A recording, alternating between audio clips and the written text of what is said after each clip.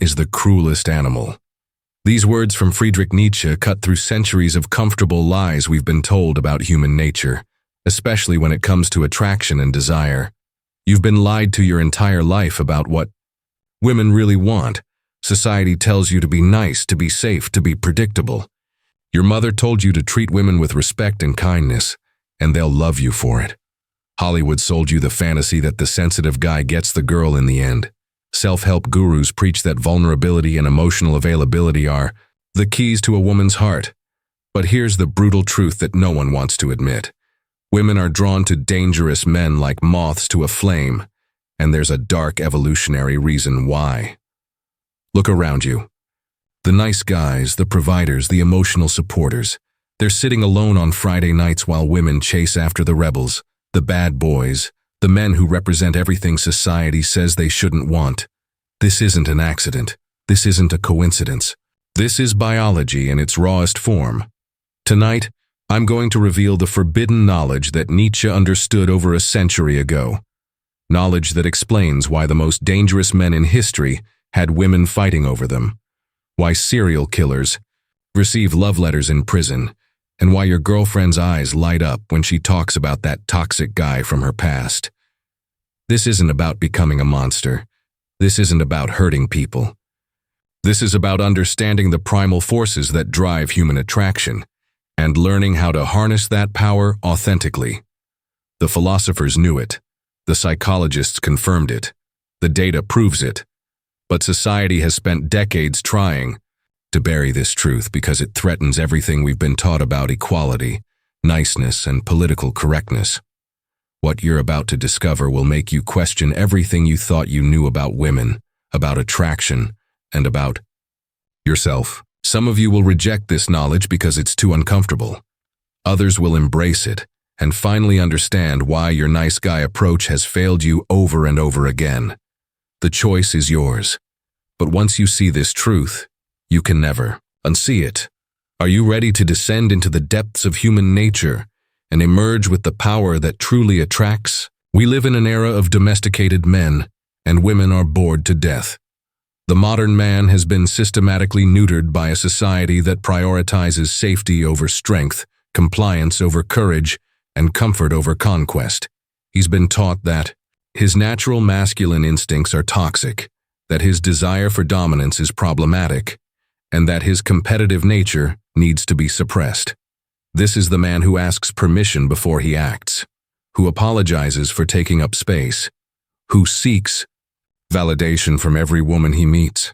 He's reliable, predictable, and completely forgettable. Nietzsche warned us about this exact phenomenon when he wrote about the last man, the individual so concerned with comfort and security that he's lost all capacity for greatness, danger, and authentic power. The last man, Nietzsche said, blinks at life instead of truly living it, and women can smell this weakness from miles away.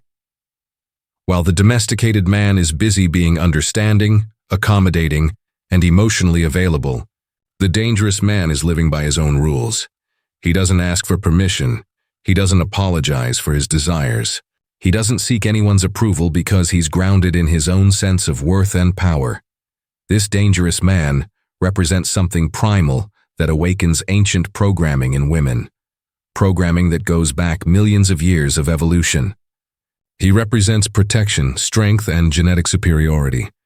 He represents the kind of man who could survive in a hostile world and pass on strong genes. The safe man represents comfort, but comfort doesn't make hearts race. Security doesn't create passion. Predictability doesn't generate desire. Look at the statistics. Women initiate 70% of divorces in Western countries. The number one reason cited? Growing apart and lack of excitement. Translation: their nice, safe husbands became boring. The thrill disappeared. The danger was eliminated, and with it, the attraction. Women don't want to admit this truth because it contradicts everything they've been taught about what they should want. They've been conditioned to say they want nice guys, but their actions reveal a completely different story. They stay with men who create emotional turbulence. They're drawn to unpredictability. They're attracted to men who challenge them, who don't always give them what they want. This isn't a character flaw in women. This is evolution speaking through their DNA. The domesticated man sits there wondering why his girlfriend lost interest after he became the perfect boyfriend. Why she seems more attracted to her toxic ex than to him. Why being everything she said she wanted somehow made him invisible to her. But here's where it gets darker. The truth you're about to discover goes even deeper than simple attraction patterns. The darkest truth about female attraction isn't just that women are drawn to dangerous men. It's that this attraction is hardwired into their biology at the deepest level. And there's nothing politically correct about it. Hypergamy. This is the word that explains everything, but it's a word that society desperately wants you to never understand. Hypergamy is women's evolutionary drive to mate with men of higher status, greater resources, and superior genetic quality. But here's the twist that changes everything. Danger signals genetic superiority. A man who can take risks and survive them demonstrates superior genes. A man who can dominate other men proves his evolutionary fitness. A man who lives on the edge and thrives shows that he possesses something that safe men simply don't have: the capacity for greatness and genetic strength. This is why women are unconsciously attracted to dark triad traits: narcissism, Machiavellianism, and psychopathy. These aren't bugs in the system, they're features. Men who possess these traits in controlled doses historically became leaders, conquerors, and alphas who passed on their genes at higher rates. Serial killer Ted Bundy received thousands of love letters from women while on death row. Convicted criminals have no shortage of female admirers. Gang leaders have women fighting for their attention. These aren't anomalies, they're the rule. The danger these men represent triggers something primal in women that overrides their rational mind. But here's what makes this even more disturbing. Women often don't even realize this is happening. They'll rationalize their attraction to dangerous men in countless ways. He's misunderstood. I can change him. He's exciting. He makes me feel alive. But deep down, their biology is responding to genetic signals that promise strong offspring and protection. The nice guy represents genetic mediocrity. He's safe because he has to be. He lacks the confidence, strength, and dominance that would allow him to take risks. His niceness isn't virtue. It's often a survival strategy developed by men who can't compete through strength and dominance. This is why women will sleep with the bad boy, but marry the provider. A phenomenon known as the alpha fucks, beta buck strategy. They want superior genes from the dangerous man, but they want resources and security from the safe man.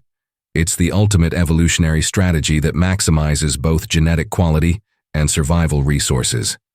But here's where Nietzsche's philosophy becomes crucial to understanding this dynamic. Nietzsche didn't just observe human nature.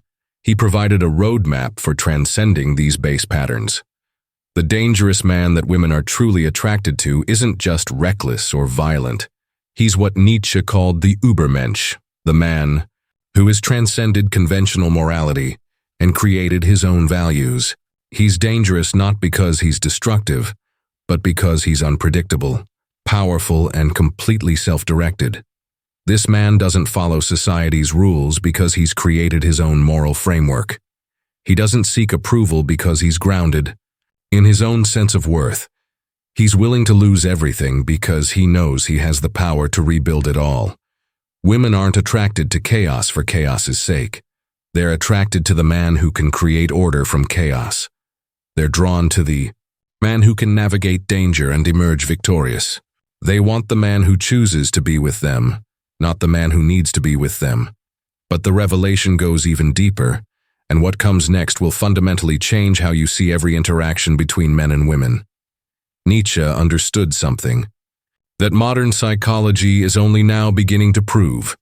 True power isn't about dominating others. It's about complete self-mastery and the courage to create your own reality.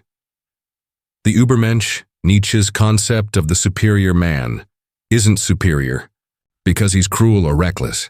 He's superior because he has transcended the need for external validation and has become the architect of his own destiny. This is the man that women find irresistibly magnetic and it has nothing to do with being an asshole. What does not kill me makes me stronger. This famous quote reveals the essence of what makes a man truly dangerous and attractive. It's not the ability to cause harm.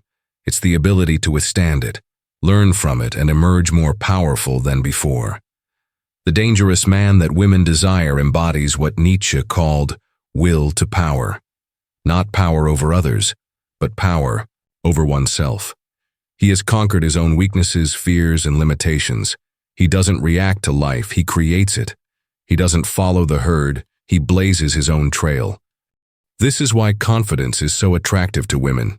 Not arrogance, not bravado, but genuine confidence that comes from a man who knows his own worth and doesn't need anyone else to validate it. This confidence signals genetic superiority because it demonstrates that a man has successfully overcome challenges and adversities. The truly dangerous man operates by his own moral code, not society's. He's willing to be misunderstood, criticized, and even hated if it means staying true to his authentic self. Women find this incredibly attractive because it shows strength of character that most men simply don't possess. But here's the crucial distinction that separates authentic power from toxic behavior.